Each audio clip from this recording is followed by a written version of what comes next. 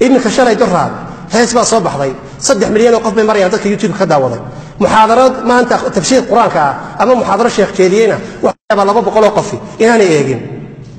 barbarkaas la isugu wada tuuraya heesta barbar baa la yiraahdaa heesta nas'alullah salaamata wal aafiya saasay ummadii isugu wada tuuraysa صدقيه با يجو تمانادي برادي ترتريا waxa bay caruur reerihiina waxa laga yaabaa in kala guriga ku noqotaan iyagoo gacmahoodii ba ilaahay islaamihi waayo iyagoo tartariya tamaanadii basashi ay barbarka saayso tuurayaan ka gidaarka ku dhacaya ka kursiga ka dhacaya ka barafka ku dhacaya waa dhibaatada haysata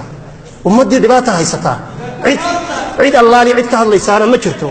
cid allaali cid ka sheekaynaysa ma jirto wax weyn qof waliba wax weyn arinta uu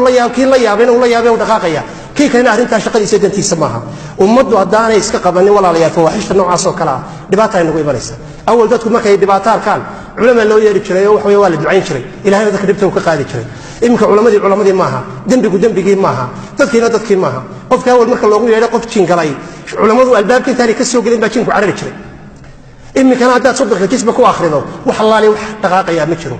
مطعم كيبا حرام نقضي مشرب كيبا حرام نقضي قف كسوق توق بمساجد كشنت صلاة كنت كنيا تذكي وين سود النعبيين مركب مساجد قال لقب هو اللي سود قصرية الله يسمنا أركي كريو وحب الله يسموه قولا وحب الله يسود قوريو مصيبة أمة الهيسة طب كنا بربر بالغ ولا خويا إنسان صدقه ولا عيانه ما في السوق القلبية إلهي سبحانه وتعالى هلا قاعد صدق أمر بالمعروف كهل لي ما جو حمان تذكر وين يسكبت بادية بادان يسكبتان بها مهمة